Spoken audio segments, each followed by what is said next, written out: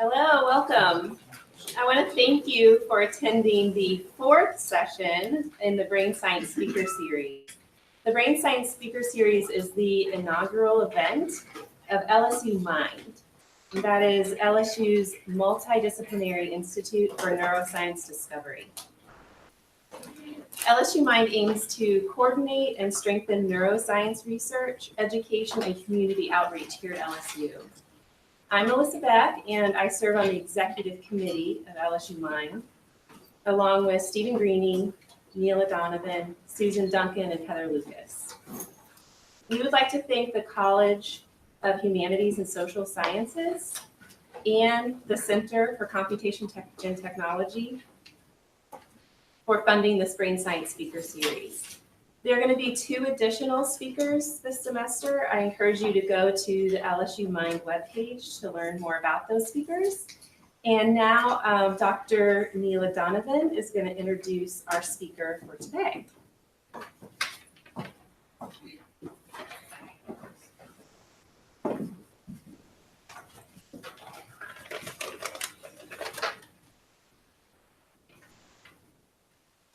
Welcome, everybody. I'm Neela Donovan. I'm from the Department of Communication Sciences and Disorders.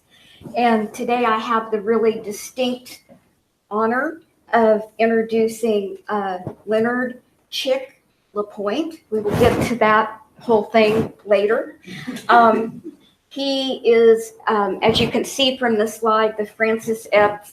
Distinguished Professor of Communication Sciences and Disorders at the Florida State University. His research focuses in the area of neurologic disorders of communication and cognition. He was the founding and editor-in-chief of the Journal of Medical Speech Language Pathology for 21 years. I wish it had continued on. He chaired the Department of Speech and Hearing Sciences at Arizona State University for 9 years. In addition to holding the distinguished endowed chair, he is on the faculty of the College of Medicine and in the program of neuroscience at Florida State University. He served as an annual visiting professor in the School of Health and Rehabilitation Sciences at the University of Queensland in Brisbane, Australia for 10 years. He's also served as a visiting professor in many other countries throughout the world, and has served also as an Erskine Fellow at the University of Canterbury in Christchurch, New Zealand. Dr. LaPointe has authored or co-authored 12 books, 40 book chapters, and over 150 journal articles. And he's presented more than 400 papers, lectures, and invited workshops in the United States and worldwide. To give you the measure of the man, though, you also need to know that Chick enjoys saltwater, music, wine, and the culinary arts, reading, writing, humor, and the cultivation of optimism and the absurd. For therapeutic writing, he has published 2 crime fiction novels, Blood Ice and Lizard Eyes, which are available on Amazon. So I would, kind of a plug, is it? Sorry. I would also like to say that from the perspective of someone who's been in the field for a long time, Dr. LaPointe was one of the people that I heard early on in my career who inspired me to work in the field of communication sciences and disorders. And I'm just extremely pleased to welcome him to our Brain Science Speaker Series.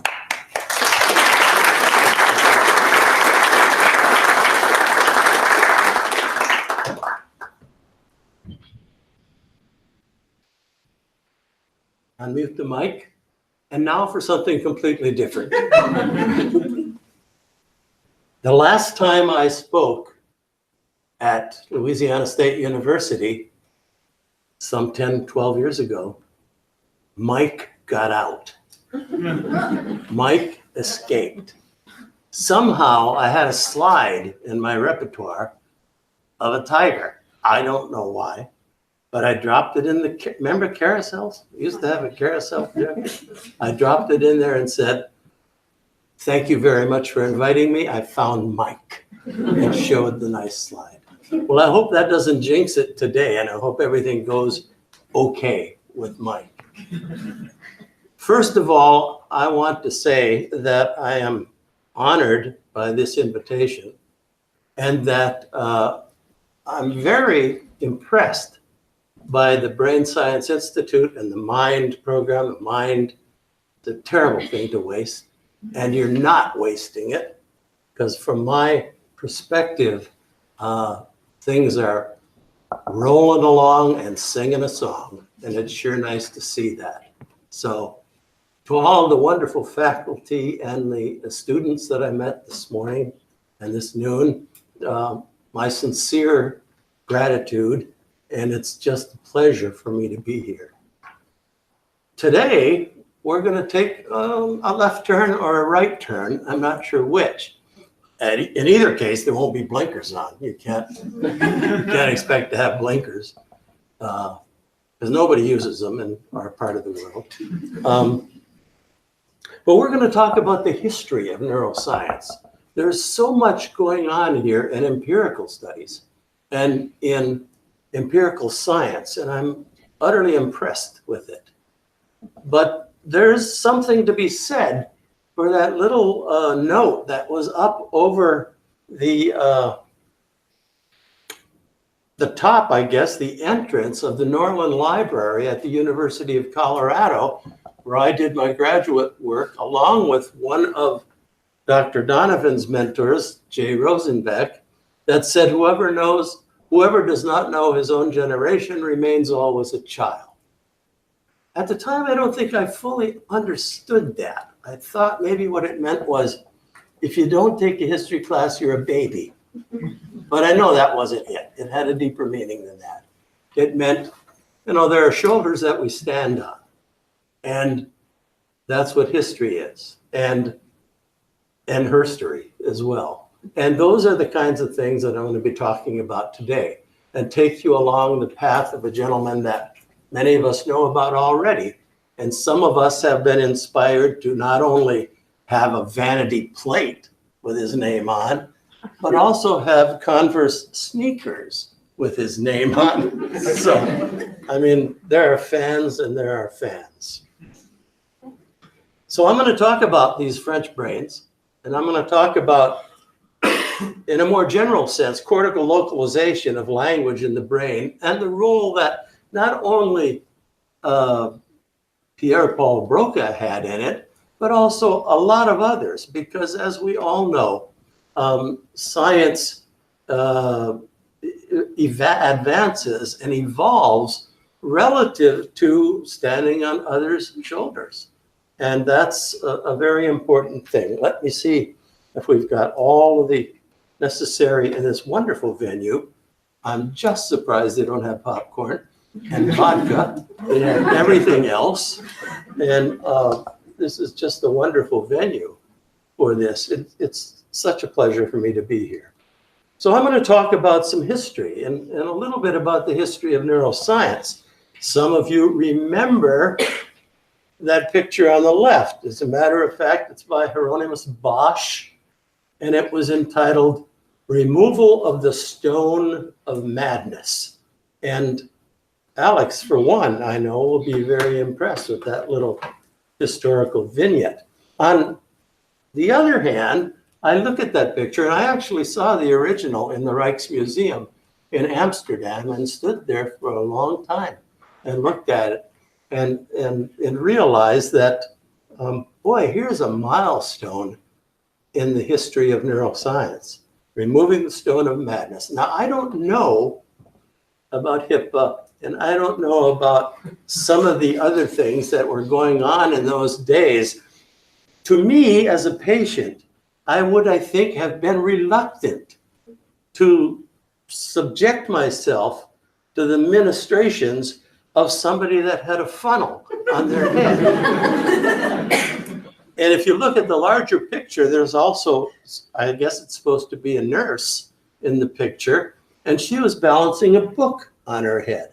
I don't know what was going through Hieronymus Bosch's mind, but that's one of the stopping points in this vast history of neuroscience that has led to so many questions, and I must say, not a few answers.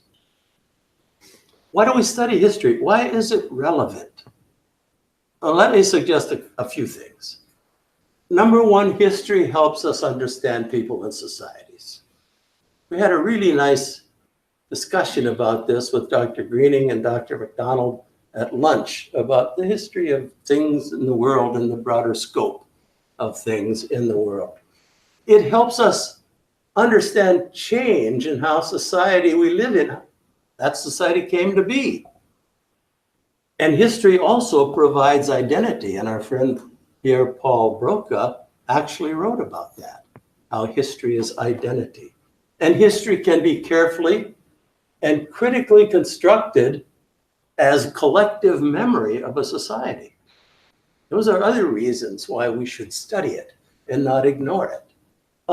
It also offers innumerable heroes and lots of villains, as we'll see. I have to stop and tell you that for some reason, my vocal folds have been giving out lately. And when I lecture, especially to a big audience, and especially if I don't stay hydrated with adequate vodka and Hall's cough drops, that my vocal folds give out and I lose my voice and I cough. So I cough, if I cough a lot during this as we amble along our way, just get out of the way. And in fact, when I cough, everybody do this to your elbows. I think that'll help.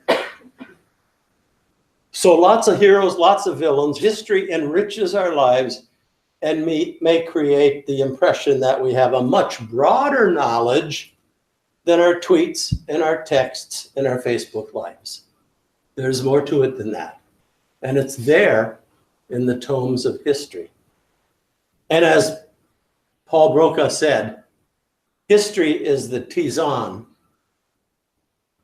French for tea, especially medicinal tea when we get sick, of immortality. It's the tisane of immortality.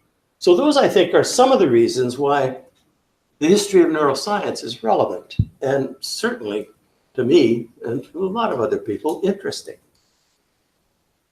Yeah, to understand the past, it may help us with the future. Maybe we can find some clinical application of this. Yes, once the brain has been removed, your headache should stop. That's one historical point along the way. And to my knowledge, it was a successful intervention. So let me talk a bit about history and herstory. The first mention of the brain, as some of you know, and anybody who's accessed that book on Paul Broca will realize that it was first mentioned in the Egyptian surgical papyrus in the 2500s BC. They list 26 cases of injury to the brain with treatment recommendations, interestingly enough. The gross anatomy was described by the 18th century. I mean, that's a pretty big hiatus, isn't it? From 2500 until the 18th century. And now, in the 18th century, in the 1700s, the brain is thought to act as a whole. And it's not spirits, and it's not humors, and it's not some of these other things that it's been attributed to. So that pause along the evolution of history is started a long time ago, but it didn't really flourish until the 18th century. Excuse me while I cough up an arytenoid cartilage, which is just in the larynx, as some of you know.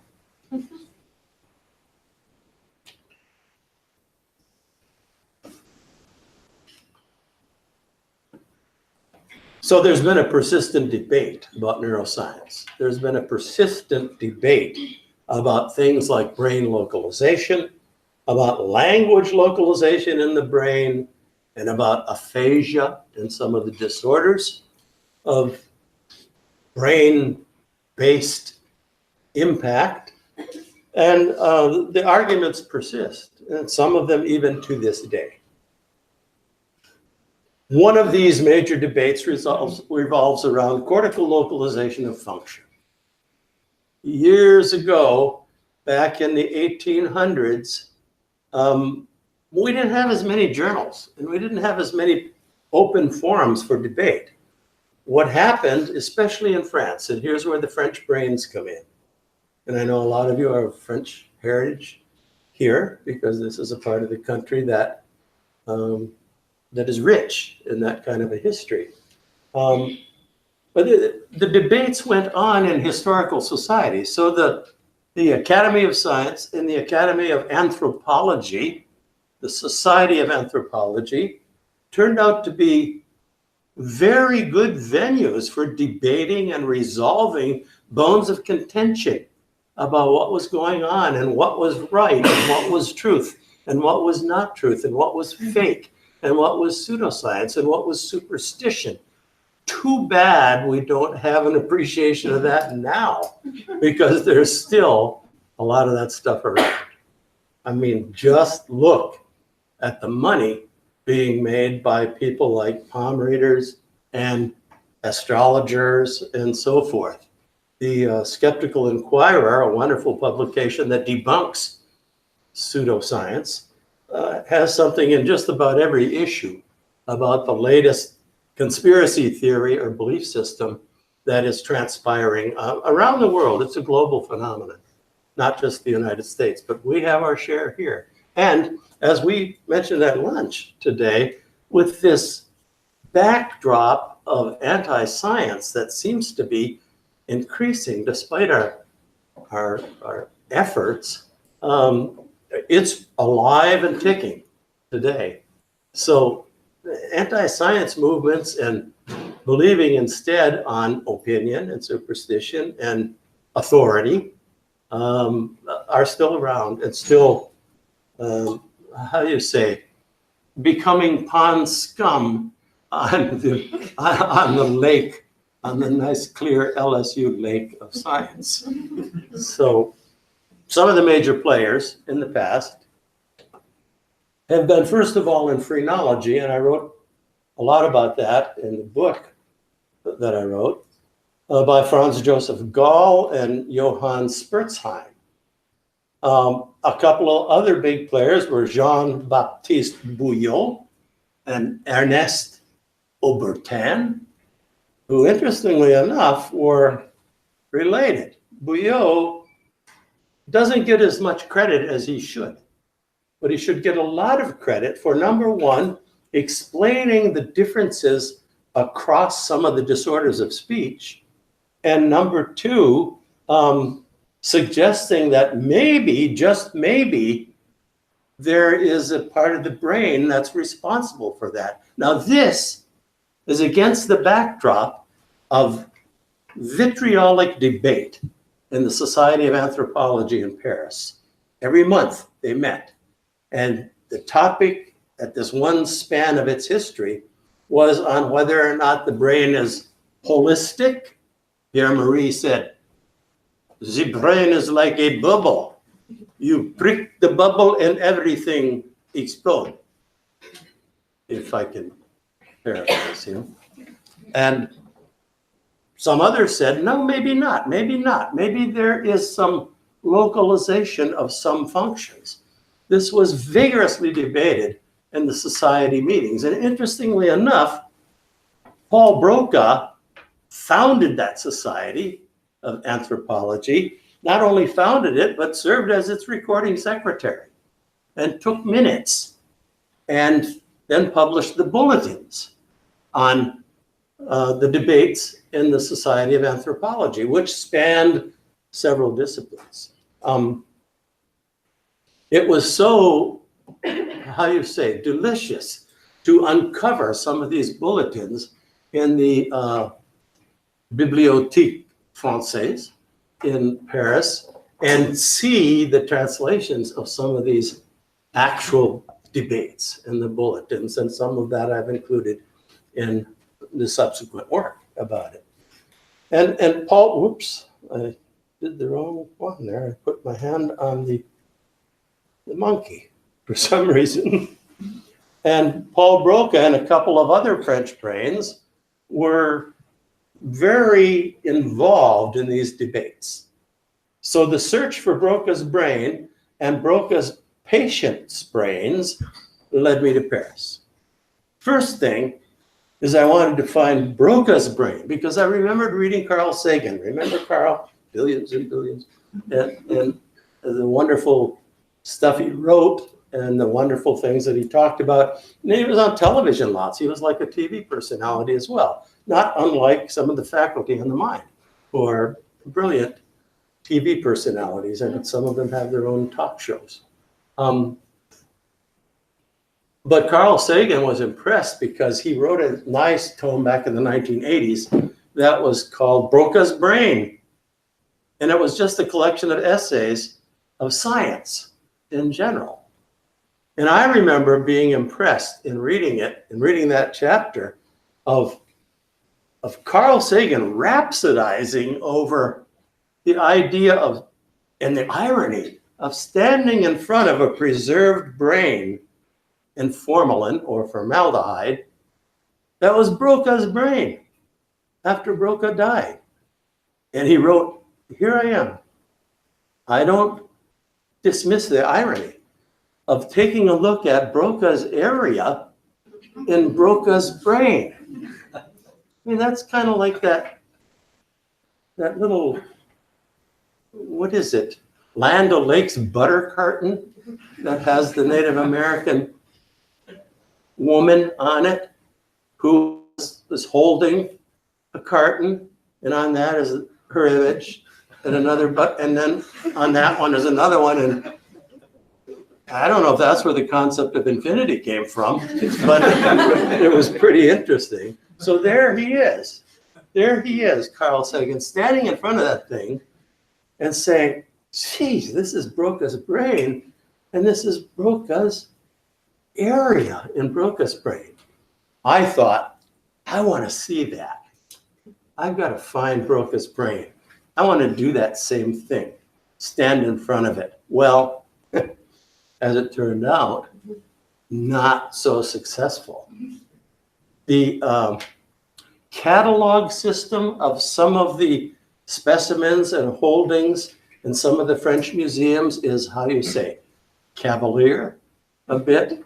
So they lose things. And nobody seems to know where Broca's brain is now. I think it's still there somewhere. It's probably in some basement, in a collection, and it's just unlabeled, or somebody kind of lost track of it. But I looked for it, and I looked in vain, because we couldn't find it.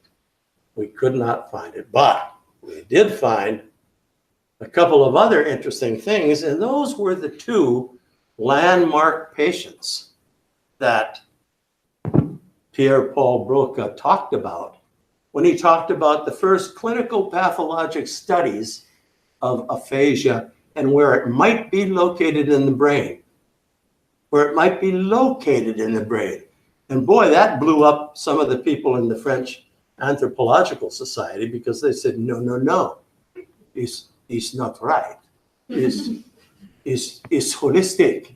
It's briquette, and it's like balloon. It's like big bubble.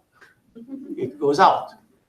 And the other side was saying, yes, or probably oui. Sounds a little too much like the Three Little Pigs there, but they were saying oui. Maybe there's a spot for localization of function. So that led me in Paris. Whoops, I did it again.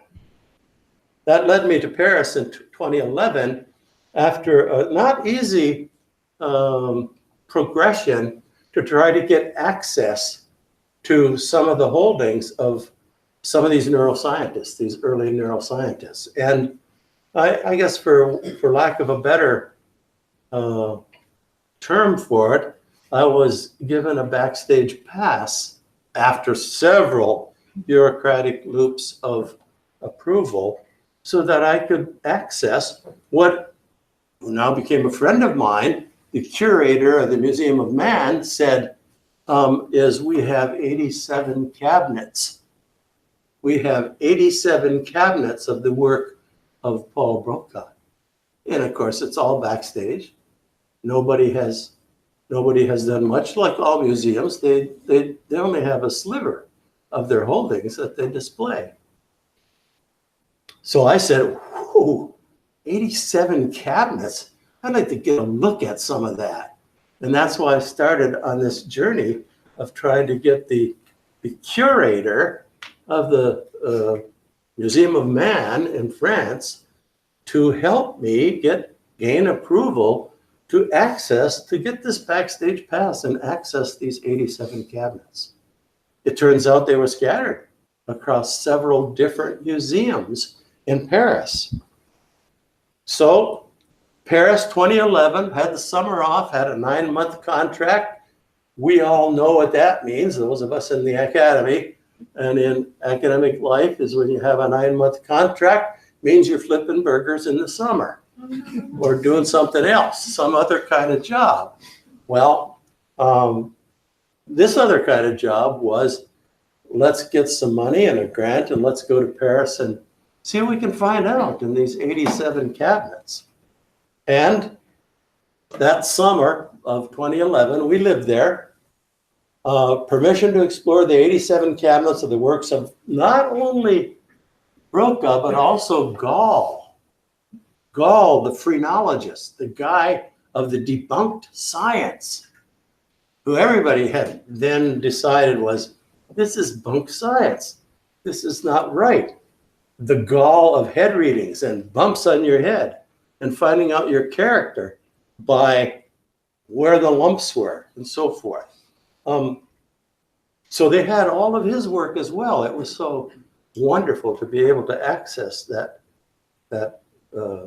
bit of material, that great bit of material in several museums. And I owe forever special thanks to Philippe Mencier, director of the Museum of Man. And that led to my accessing those 87 cabinets and then doing some research and writing on the book. And the product of that, and there's the original Museum of Man. You can see it there, Musée de l'Homme. Musée de l'Homme. Let's say it more like a French person. Musée de l'Homme. There. Okay. So we moved. We stayed there for the summer. Terrible gig. There we were on Rue Mouffetard and environs, very close to where they were remodeling the Museum of Man, and they'd moved a lot of the Broca and Gall collections to another museum, right by the Jardin du Pont, which was a beautiful place. It was in walking distance of where our apartment was in the Rue Mouffetard. And so there we are with our little apartment, and it was a walking only street, no vehicles.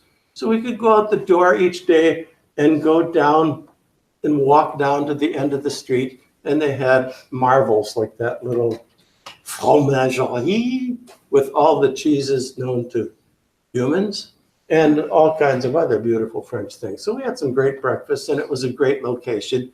And incidentally, it was right on the Place Contrescarpe, which is where Hemingway and that gang hung out for a while. There's even a place there that says Hemingway's room above this sign. So it was kind of a historic and a really interesting place to spend the summer, but I spent a lot of it reading about Paul Broca and finding a really interesting collection of his letters to his mama.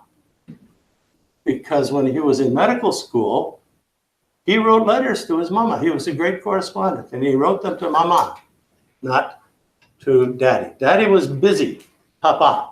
Papa was busy. He was Benjamin, and he was the man who was the little family physician in this small southwest area of France, in a little village called Saint-Foy-le-Grand. And that's where Benjamin, Paul Broca's papa, had a practice. And it wasn't a very lucrative practice. He was, as many family physicians you've read about, were paid with chickens and vegetables and sort of a produce and all kinds of things, because he served poor people, and many times didn't bother him at all. He was just serving them. So Paul Broca the man starts getting some ideas about this idea of helping others. And he wasn't interested in medicine right away. At first it was mathematics. He wanted to go to Aix, the big polytechnic university, one of the most prestigious in Europe, and major in mathematics. But something happened. His sister died, and he worried so much about the grieving of his parents that he thought, well, maybe what I should do is, they've been trying to talk me into taking over my dad as my papa's practice in Saint-Foy-le-Grand, and just help others like he has all of his life. And he switched his majors, changed his majors, which is totally unheard of, because none of that has happened to any of us, right? No, we've never changed our majors. We've changed them lots of times, is what we've done. And what you can glean from some of the writings about him, from his eulogy, not only his eulogy, but other writings along the way, is that Paul Broca the man, and this was one of the purposes of writing this book, was to humanize this guy a little bit, to hang on the shreds of history some humanity. What was he like? What was this guy like? And there are several things you can glean about his personality, including friends described him as generous and likable and compassionate person. They also said he's honest. No BS from Pierre-Paul Broca. He's passionate. And they also said that he never made an enemy, never lost a friend. We've heard that, variations on that theme for others that we might be fortunate enough to know. And interestingly enough, he was raised as a Huguenot, as we say in this country now, but Huguenot, and that's Protestant. That's after the Reformation. And these Huguenot people and families, for the most part, in southwestern France, and they were persecuted miserably because the bosses and the money and the rulers were the predominant Catholic religion, the Pope, and anything that was not secular and that was considered as bearing some sort of power and policy. And that wasn't good for the Huguenots because they were persecuted. And I don't know if you know it, but there was a great diaspora. They fled. There were hundreds of thousands of Huguenots that were persecuted. In fact, they invaded their houses, and they were billeted. They had some of the dragoons in that day stay in each house and take their share of the confections of that house, not just the pastries. And many of them then were either killed or were forced to get out. And lots of them went to England. 10,000 of them went to England. And a lot of them went to all different parts of the world. They were very skilled at crafts, at clockmaking, at optical stuff. And I know that Melissa will be interested in this. The whole optical science that was going on, the Huguenots were great at it. Now, those weren't the only two examples of the things that they were good at. So he was raised this Huguenot Protestant, but here's another little piece of irony in history. He founded the Society of Free Thinkers in 1848. Now, Maman was religious, very religious, wanted him to follow suit, was distressed when in his letters he complained about the aspects of religiosity and about organized religion that he didn't agree with or think was good policy. And then when he founded the Society of Free Thinkers, that said, we want to focus on science, we want to focus on secular aspects. They labeled that materialism. And materialism was a bad word throughout the history. But there he was, Paul, whose mother was so strict and so stringent with him, founding the Society of Free Thinkers in 1848 in Paris. He was studious, he was brilliant, he was a workaholic, not much of a romantic. He didn't have a big romantic system. And there's another little bit of irony because Paul Broca is the one that's accredited with outlining the components in the village of the limbic lobe and the limbic system and emotions and the relationship of emotions to life and to our world. But despite that, he wasn't much of a romantic. In fact, he writes about it himself and says, I'm kind of a dead fish. I'm not a romantic. He wrote a little bit of poetry, but it wasn't really steamy stuff. It was mostly, I don't know, he had some kind of a fetish. Who knows? We'll have to get deeper into the history of him. But he wrote some of his poetry about colory maids and waitresses and sort of worker girls. So maybe there's something going on there. I'm not the one that's going to talk about it or think much about it. But that was the extent of his very brief little respite or adventure into Romanticism. Even when he got married, he married somebody really interesting. He eventually got married, and her name, last name was Lugol, Lugol. And interestingly, she was from the family, her father was the guy that invented iodine and iodine therapeutics. And this was Lugol's daughter. And every account I could find of it, even in his letters to Maman, it was more like an interview for a job than a romance. He had specific characteristics that this person must hold, and he had a little checklist and went down the checklist and to see whether or not this person qualified. Well, she did.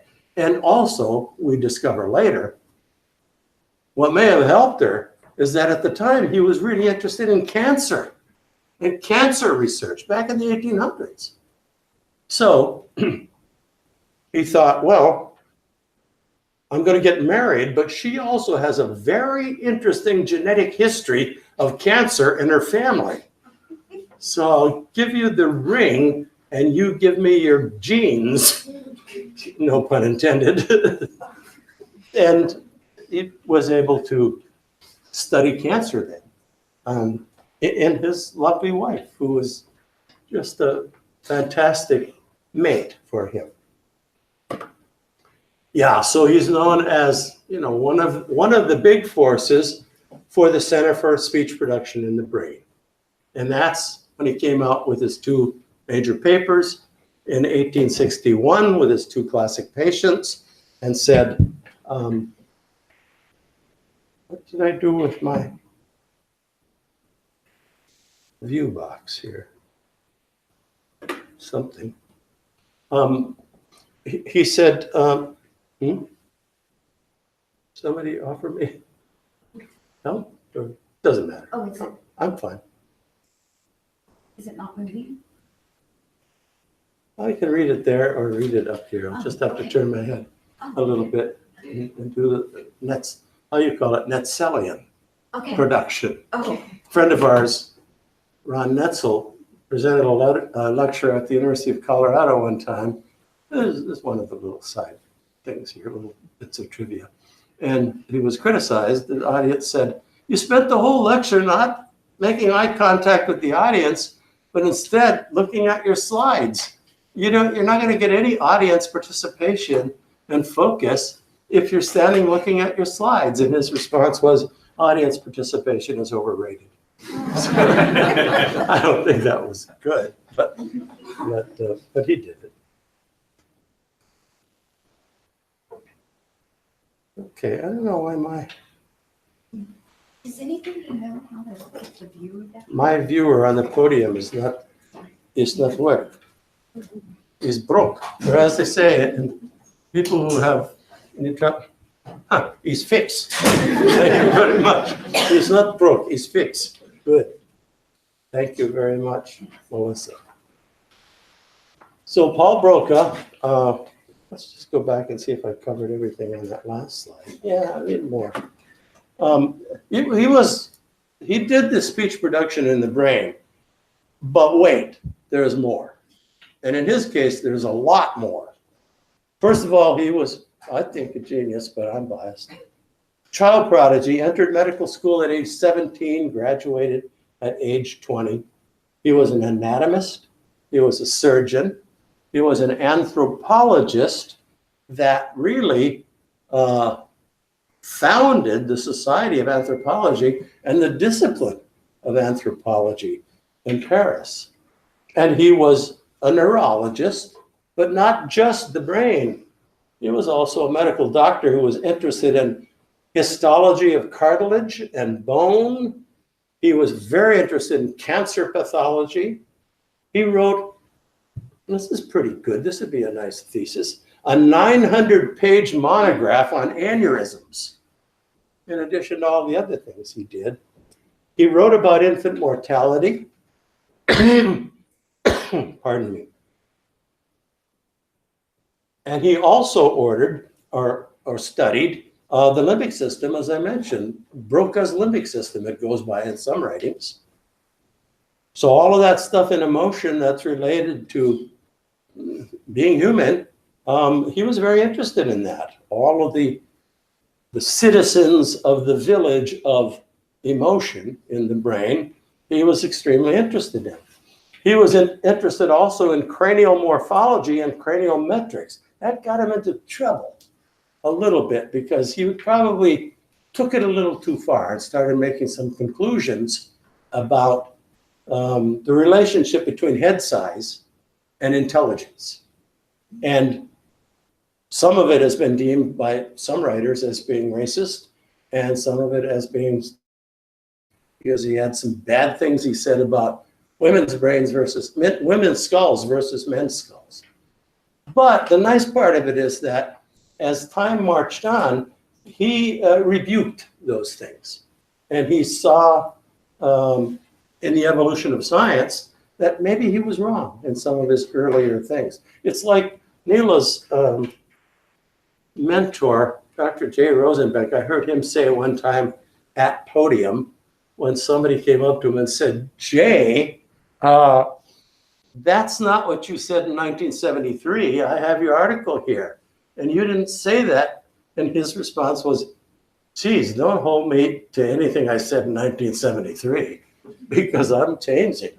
And science is changing as well." And so did Paul Broca. He wrote about smell and the rhinencephalon. Here's an interesting bit. He was an advocate and a proponent, especially when he was a member of the French Senate for way too few months, because he died suddenly while he was a French senator. But he was an advocate of women's education. This is in 1870s, an advocate of women's education, and said women have the right to be educated. He was also an advocate of public assistance or the affairs of public health care with the people who couldn't afford it. In fact, in one of the uprisings in Paris, because all of this was played out against the backdrop of French turmoil in politics, there were uprisings and revolutions and emperors and coups and all kinds of political things happening in France.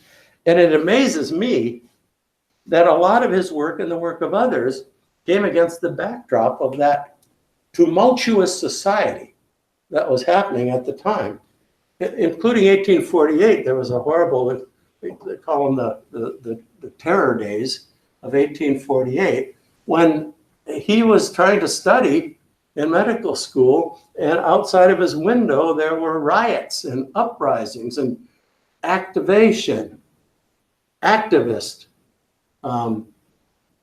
things going on. So he was doing all of this while all of that was happening around him, and that's characteristic of this part of the history of France. He had, here's another nice thing for your Vita, he had over 500 publications. Put that on your resume. He got 500 publications, and he didn't live a full life. He died young. 500 publications, and then finally he was elected a lifetime member of the French Senate, which was a wonderful and tragic thing because he died just a few months into his serving as a senator. I want to focus a little bit on what he said about some of these disorders of speech, because there's been lots of conjecture, misinformation, and ideas about what Paul Grocke was talking about when he talked about the second, the third, and the fourth convolution of the brain is for the articulate speech and language. And it's still debated to this day at the Academy of Aphasia, the Clinical Physiology Conference, other national conferences. What did Grocke really discover? Well, here are some of his words. Did he uncover in his two classic patients aphasia, or the disorder of planning and motor structure and organization of motoric speech, and putting the articulated movements, I guess, that are necessary for articulate speech? Here's what he said. What is lost is only the faculty to articulate the words. They hear and understand all that is said to them, have all of their intelligence, and they emit easily vocal sounds. It's not a voice problem. It might not be a motoric problem, because they can move these articulators in other instances. What is lost, he says, is therefore not the faculty of language, is not the memory of the words, nor is it the action of the nerves and the muscles of phonation and articulation, but something else. The faculty to coordinate the movements which belong to the articulate language, or simpler, the faculty of articulate language. So that, to some, is convincing that this term aphemia, which he coined, was meaning something else, not just aphasia and the loss of meaning and the loss of linguistic properties of language, but perhaps also the wonderful problems and faculties of motor skill, motor coordination, and then stringing it together, and which has come to be known as apraxia of speech in some quarters. It's still debated hotly. Dr. Malcolm McNeil and I have frequently been on stages where we've debated, what's going on in this business of apraxia of speech and language disorder, aphasia versus apraxia of the movements of planning and coordinating speech. And arguments continue. It's almost like it's a little mini society of anthropology. because the debate goes on. And McNeil thinks one way, and I think a little bit differently. And one of the things, and so do a few others, and one of the things I talk to him about is that, first of all, linguistic meaning and lexical semantics of language and the motor coordination of language and the motor execution of speech and language is very complex. We're talking about concepts like phonological awareness and the rules of language and phonology and the lexical semantic aspects of it. And my argument sometimes to Dr. McNeil is that, well, I think my analogy is that it's really complex. And maybe it's not necessary, maybe it's not possible to separate them, to separate these things. And I say, Mick, if you get 100 people and it's at dusk and ask them, when does it get dark? Mark down when it's dark. You're probably not going to get a consensus if you have 100 people, because it's gradation. And people are going to pick different points along that gradation and that complexity. And that's all part and parcel of some of the contemporary debates about the faculty of articulated language and whether it's lexical semantic or whether it's a motor planning problem. There has been a bit of historical disharmony about Broca. A few writers have diminished his role, and most of the historians, however, have amplified his role. In fact, we did an article not too long ago, Jessica Richardson and Paul Fillmore and Chris Rorden and Julius Fredrickson from the University of South Carolina, that was published in Brain and Language, and it was called Reestablishing Broca's Initial Findings. And what they did, and they did most of the work in their lab, pardonnez-moi, is that they used high resolution structural magnetic imaging, MRI, in patients with chronic stroke. And they revealed and reported that LIPC, the left inferior prefrontal cortex, was involved more accurately in these speech problems and more accurately predicts acquired motor speech impairment than insular damage. The insula, some of you know, is that little part that's hidden in the below the Sylvian fissure. And if you pry it apart, there's another little lobe under there, and that's the insula. And some of the people have studied that and said the insula is really the seat of some of these problems that we're talking about.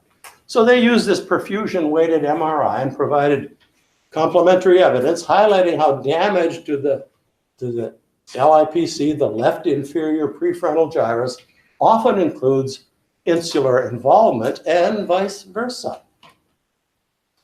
Our findings suggest, they said, that Broca's initial conclusions associated with acquired motor speech impairment with LIPC damage remain valid nearly 150 years after his initial report on this issue. And this, for some of you who are not in daily contact or don't, as part of your recreation, do perfusion MRI, is just a little bit of background on perfusion-weighted imaging that looks at acquired data and then processes it to obtain perfusion maps with different parameters such as blood volume and blood flow and mean transit time and time to speak. All of these things can be related to the speech problem that's going on. And the conclusion of all of it was that, well, Broca wasn't that far off. There's still some argument that's possible, but this pretty much reinstates some of the things that Broca said about where speech is in the brain in this big localization argument. Dronkers et al. Published some work that said, essentially, In fact, what they did was they went back and got the brains of these two classic patients, Laborgne and Ballon, and they got permission to do some high-resolution magnetic resonance imaging of these preserved brains and of these two very important historic patients. And they found that it looks like the insula might be related to these disorders of speech as well. They think that Broca's work suggested that his conclusions were a little too superficial. Well, they didn't slice the brains in Broca's area. Broca, there's a nice little, how do you say, tip of the tongue problem. Spoonerism. Spoonerisms are interesting to study for those of us in speech. That's where positions are swapped of phonemes in speech. The example I always give in my classes was that when they say, what's a spoonerism? I say, well, yes, swap positions. And it's named after the head of a department in England who was called Dr. Spooner, and they named it after him because he used to do it all the time. And we might know some people who do that. And my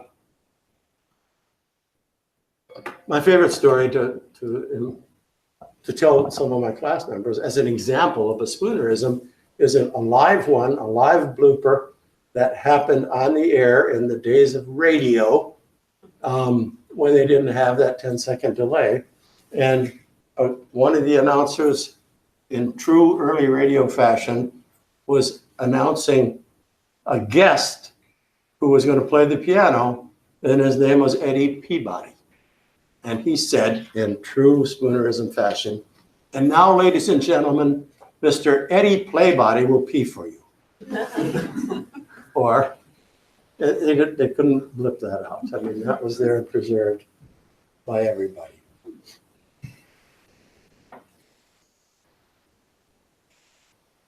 So there is an expanding appreciation of Broca's area.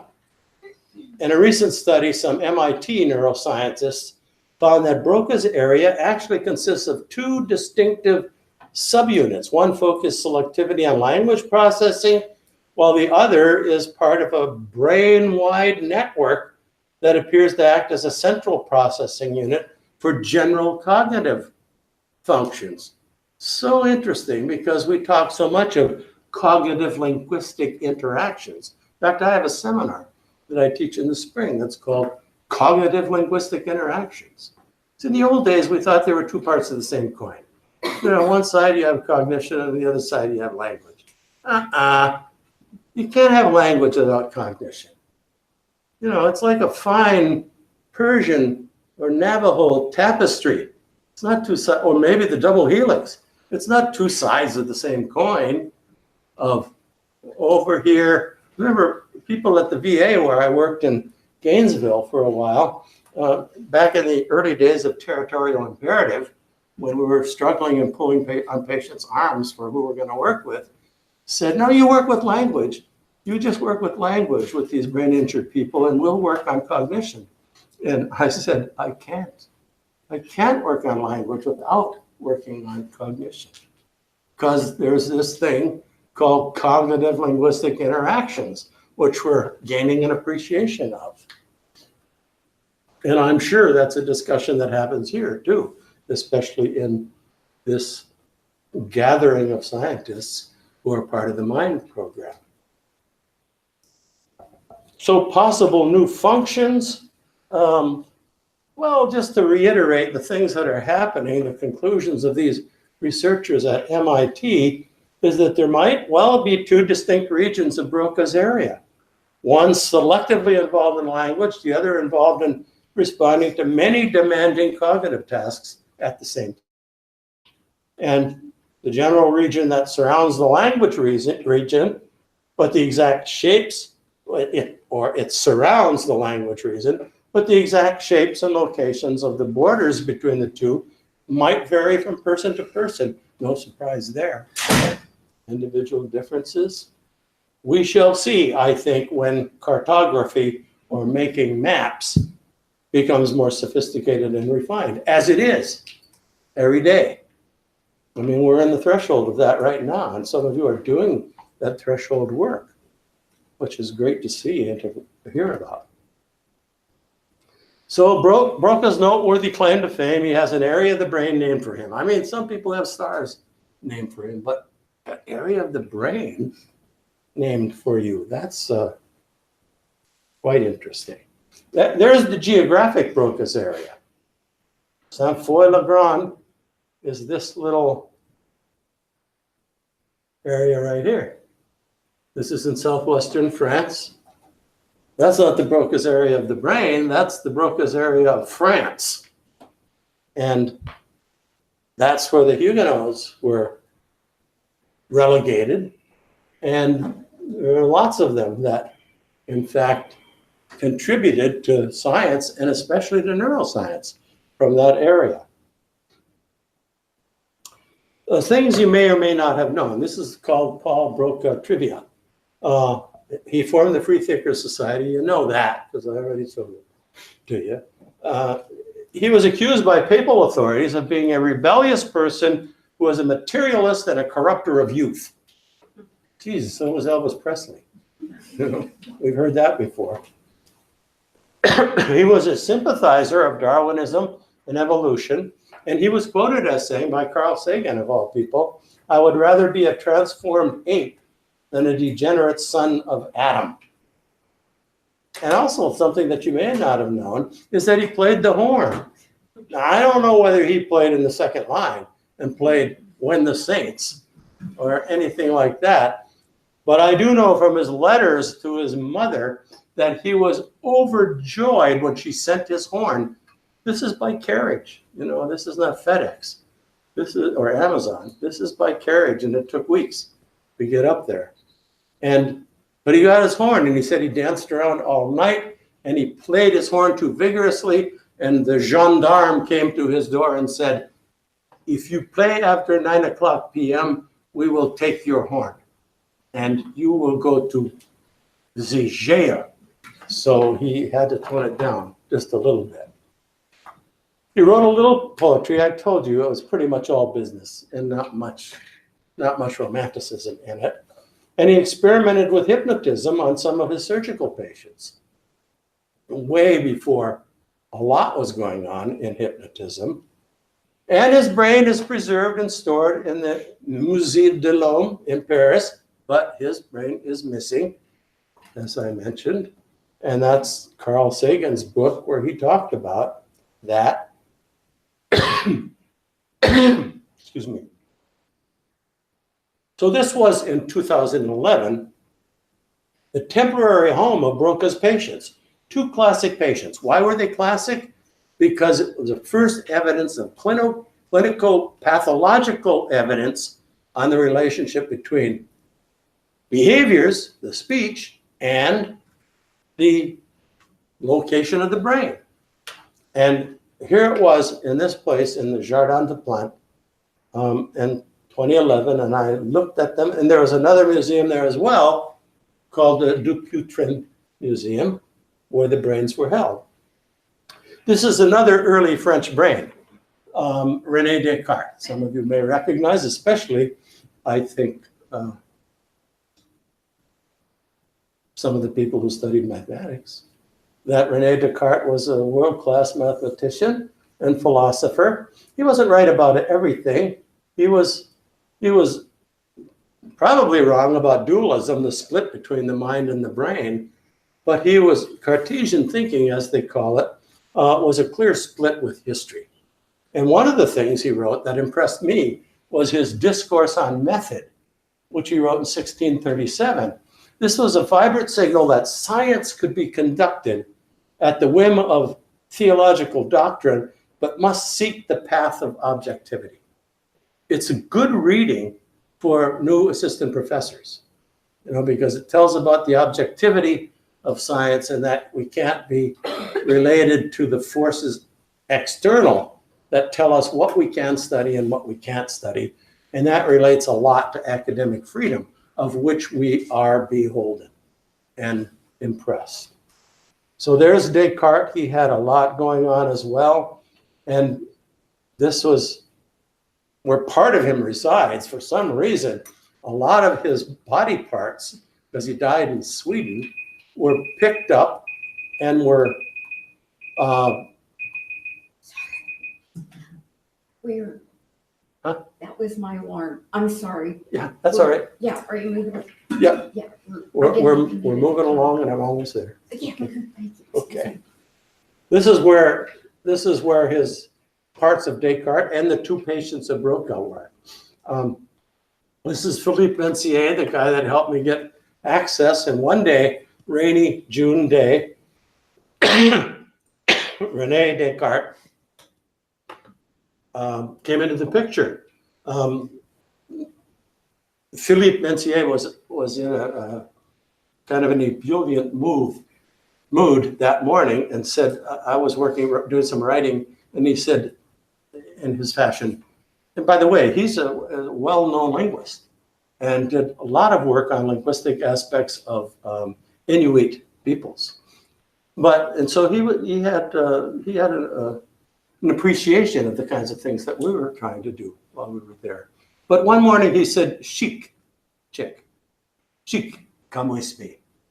And he takes me down this hall and unlocks a door, unlocks another vault, pulls out a box, a little wooden box with a lock on it, unlocks it, and pulls out this skull and says, chic is the skull of René Descartes. So we got a chance to hold the skull of René Descartes. Amazing, amazing. And I appreciated that so much. But here's where the patients were held in this collection of pathologies at the Dupuytren Museum. Beautiful place. All the pathologies that were used for teaching medicine at the University of Paris, including craniofacial disorders, apparently.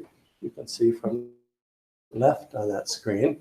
And in this particular case, right there, the two patients, Le Borgne and Lalonde. And there they are, still preserved. The first one is Le Borgne. You can see what Broca saw, and this one is Lalonde. And he used that second patient to confirm his clinical pathologic findings of the first one.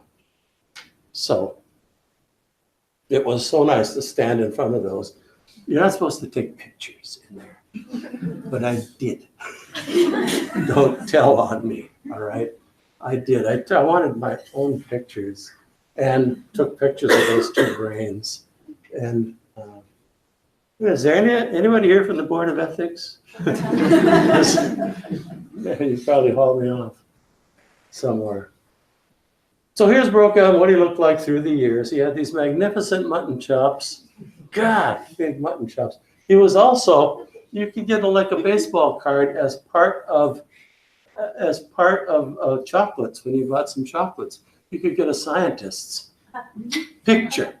And Broca's picture was given as part of the box of chocolates. I like that. I mean, that's what we can aspire to, right? Yeah, Jay Rosenbeck, as I said, Neela's mentor, presented at the Clinical Aphasiology one time, and he had my picture and Broca's picture in split screen. And said, LaPointe thinks he's Broca. He's, look at him. They kind of do look alike.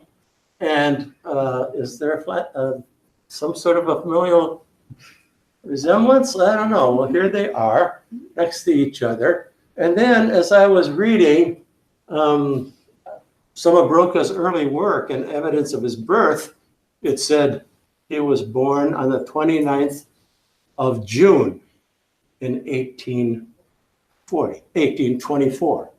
And I thought, geez, I just missed it by a day. But then it said further, because my birthday is on June 28th, further it says, but he was born yesterday. So we have the same birthday.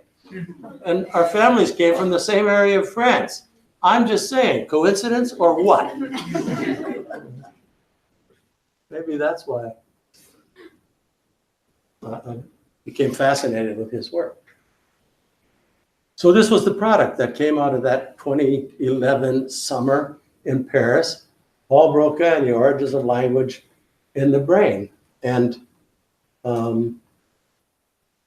it suggests lots of things, but one of the things it suggests is that we can humanize this person in history. We can put some life on the flesh and bones of this historical person, and we can appreciate that our work stands on the shoulders of a lot of other people, including this one. So, what is his legacy these days? Well, it's the discovery of Broca's area that revolutionized the understanding of language processing, speech production, and comprehension. And it becomes a historical landmark. And that's why Steve Small and I both have Broca on our vanity license plates. And interestingly enough, that's two different states, but it works. He advanced the study of aphasia and the effects of damage to cortical areas. He played a major role in the localization of function debate that was going on at the time. And he set the stage for this, finally, some evidence, not just arguing and debate, but clinical pathological evidence with Livornia, Boulogne, 12 more cases that he followed in 1865. And his research led others to discover the location of a wide variety of other brain functions. Then people started to find out that, yeah, there are some other things. 1870, Fritz and Hitzig did a little frog experiments and found, hey, there's a motor strip and a motor area as well. So there are some things that are general, and there are a few things that are specifically localized in the brain. And it was also, I think, his legacy that language makes us human. And as I mentioned to some of the students this morning, human communication and human language, I like to characterize as being the 3 L's. First of all, living, we need it for daily living stuff. You go to Walgreens and buy razor blades or something else. And how many of these things do you do a day that require human language? Well, it's in the hundreds. And that's the living part of human communication. My nose is actually running. One of these days, I'm going to take it apart and see what makes it run, as mechanics are wont to do. And the second L is learning. Just as we in school and throughout our professional lives have to use language to learn things. We have to transpose these systems, these orthographic systems and these phonological systems, and we need it for learning. We couldn't learn without it. But maybe most importantly, the third L is loving, and that's the nurturing of relationships. We need language for that. You know what the complaint is for every marriage counselor you ever encountered? We didn't communicate. We had problems with communication. You need human language to do that and to foster it. So language indeed, I think, makes us human. So thanks, Dr. Broca. Your mind has helped us understand ours.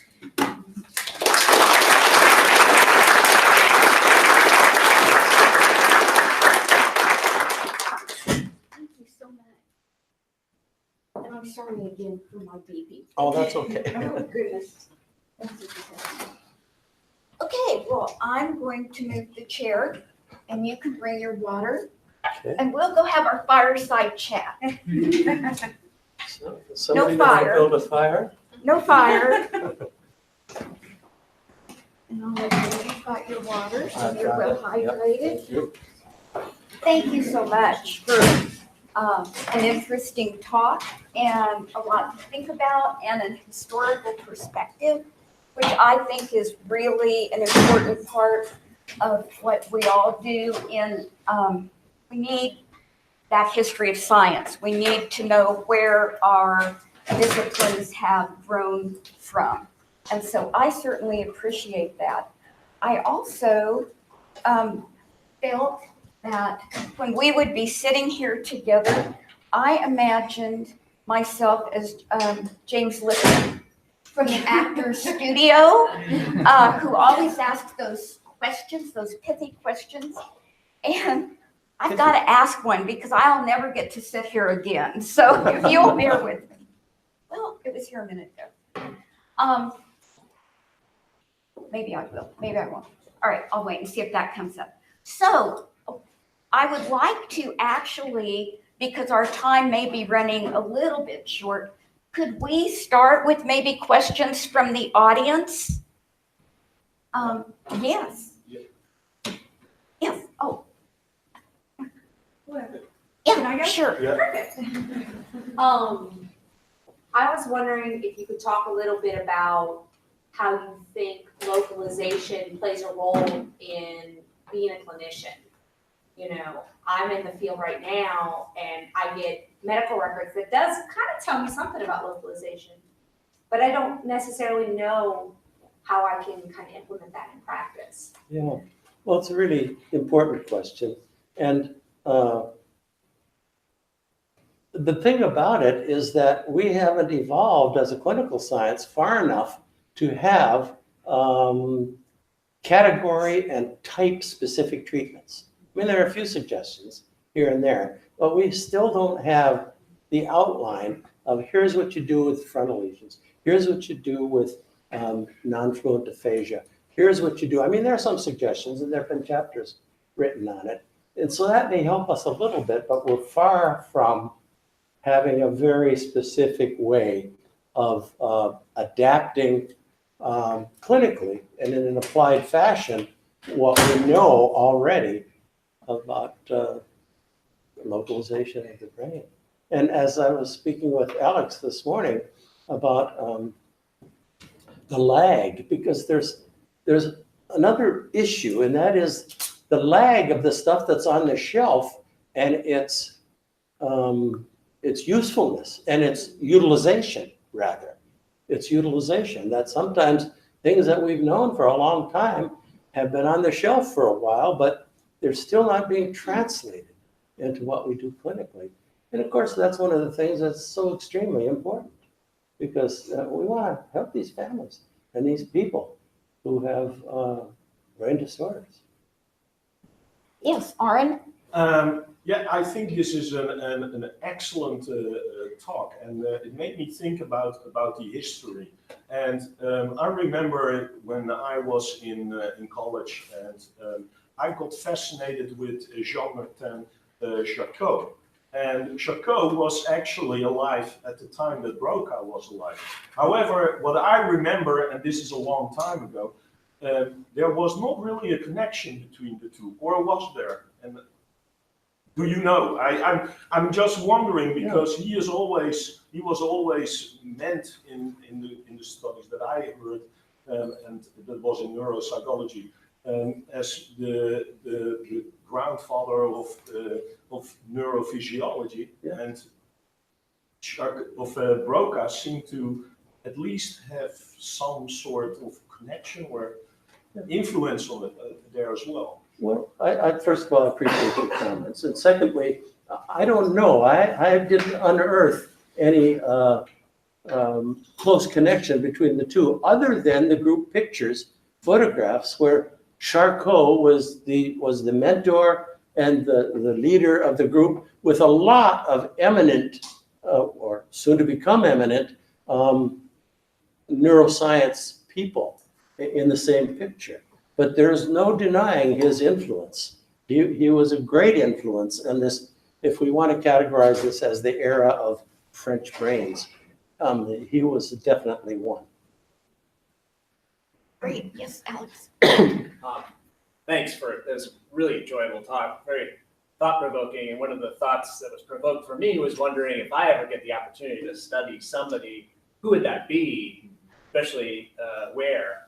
So I think France is a good place to go. Or you can have Charcot. Okay. Thanks.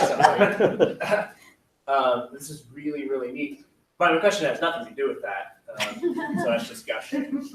But I was curious about how you study language in the scanner with head movements and other artifacts being such an issue. Well, first of all, the person that I defer to is Julius Fredrickson, because he's done more in language and in recovery of language than just about anybody at the University of South Carolina. And he has a book and some pretty compelling evidence how to get rid of our old friend artifact in the scanner of movements and so forth. And I defer to him for the techniques and the technology of doing all of that. He's owed a great debt because of all his preliminary work. As you know, that was programmatic research. That was a theme. And then he started off by finding out a few things about it, and then later a few more things. And now I think he's got a good, rich handle on how you study language and get rid of most of the artifacts. Julius Fredrickson. You kind of touched on it just there. You said recovery of language, and I was thinking when she asked about the clinical situation, I have some little bit of recollection that certain areas of the brain that get damaged, other areas can eventually take over those functions. And I was wondering, is that the same situation for language, or is it more permanent if these areas are damaged by stroke or something? Well, what it depends on mostly is site and extent of the lesion. And there's early evidence from Nielsen and a bunch of other people who wrote about recovery of function that we got several things going on here. One is the non-dominant hemisphere for language subserving function that was in the dominant. But again, that's related to how much damage there was and exactly where it was. So there was a big thought for many years that the non-diseased hemisphere, if it's clean, the right hemisphere of the brain, subserves some of those functions that have been diagnosed as being aberrant in the left hemisphere. Then, as time wears on, we find that others are saying not only that, but also non-diseased parts of the dominant hemisphere are taking over function. The interesting thing about all of this is that it relates to perhaps the most exciting thing that's happening, in my estimation, in neuroscience these days, and that is the whole concept of neuroplasticity. I grew up going to these meetings mostly with neurologists and people from other disciplines who said, no, once you lose something centrally, you don't get it back. You don't get more neurons.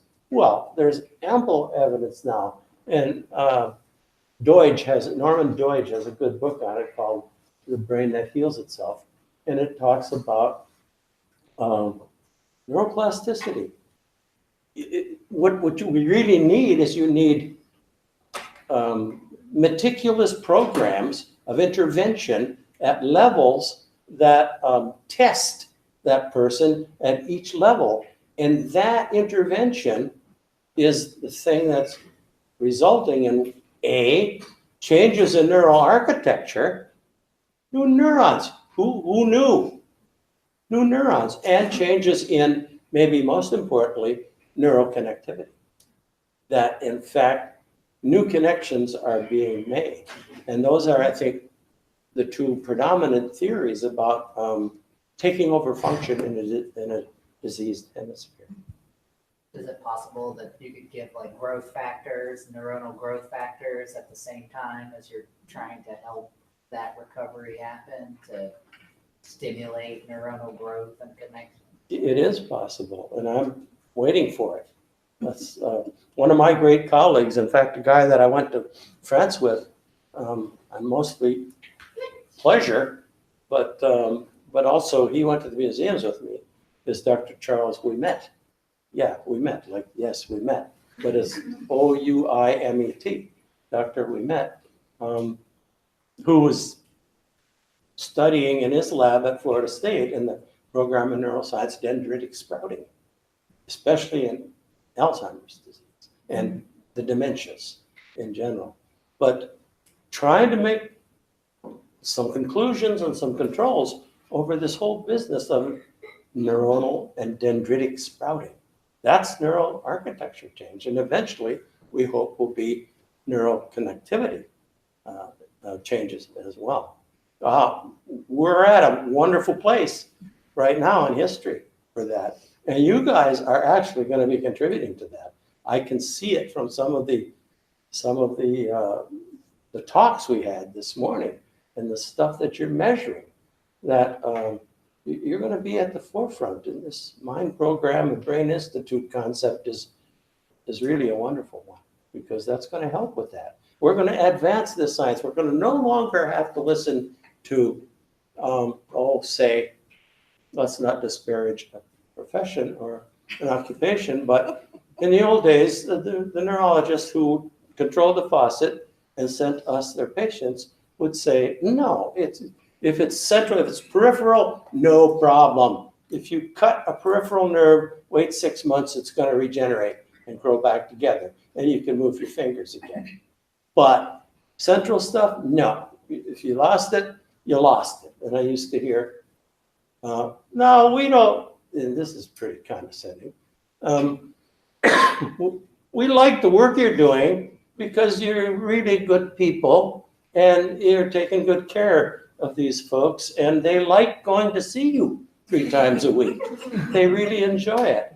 But my response to that was always, we're doing more than that. I taught a guy to sign his name. He can now write his name and write his checks. I taught a guy to read out loud. I don't have any group data on it, but clinically, I taught a guy to read out loud because he told me that when I read in church, I used to read out loud all the time, and I can't now. Can you help me with that? Yes, we worked on it.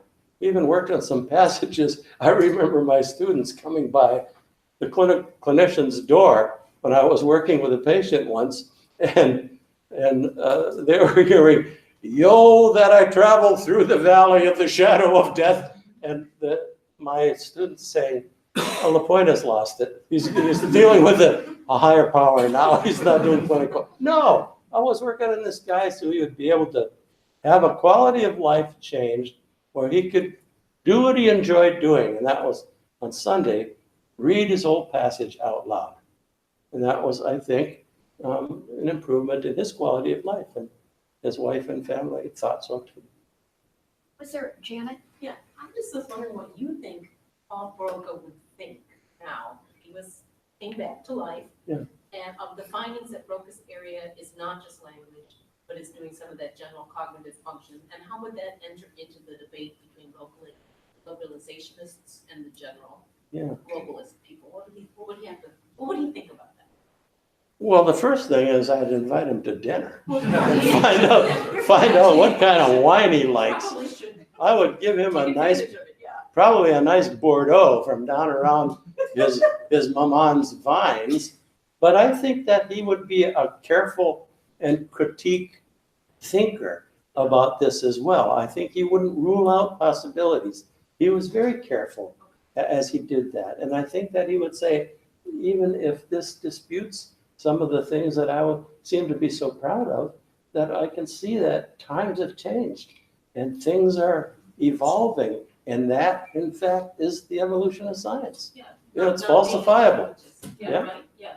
A Yeah. real scientist is not, I'm right. No, it's not authoritarian. It's not, here's the way you have to believe about something. It's falsifiable, and it builds on changes and on corrections and on edits to the whole scientific deal. Yeah, and I like to guess that I think that's the attitude that Paul would assume from that. Yeah. I have a question that maybe is way out of left field, so you're welcome to just dismiss it. I'm not from any of these fields we're talking about. I'm in Buddhist studies. And one of the things that comes up a lot is in talking about what's called the concept of emptiness, that suggests there is no subject-object dualism, that as soon as you talk, you are creating a dualism. So when you were talking about the cognition language interrelationship. And you said you need cognition for language, but do you need language for cognition would be the question. Can you have a cognition that's beyond subject-object dualism and you just can't talk about it? Yeah, I think so. And I think there's plenty of, I mean, some of the people that have studied various types of sensory impairment and people that can't talk, people that are mute, and trying to determine whether or not they have some of the rules and the functions of language that they can produce, even though they can't talk, even though they can't say it. I don't think we'd have to revert to dualism in a case like that, but I think what we would have to do is suggest that, yeah, in the opposite direction, we can provide some evidence that, in fact, these people understand the rules of language. There have been a couple of interesting case studies of stroke and aphasia in people who were congenitally or adventitiously deaf and lost language and had problems then with the signs and the symbol systems of expressing themselves. Not talking, they never used talking, but instead finger spelling and American Sign Language is impacted and is aphasic. They have signs they use that they never used before, jargon. They have signs they use that are out of order, some of the grammatical problems involved in language, and other bits and pieces of evidence that suggest that, yeah, language can be affected at lots of levels, not just verbally. An interesting thing to contemplate, though. Thank you. Any other questions? I would like to give, I have one question for Dr. Point, but I'd like to give one plug before, if people start leaving.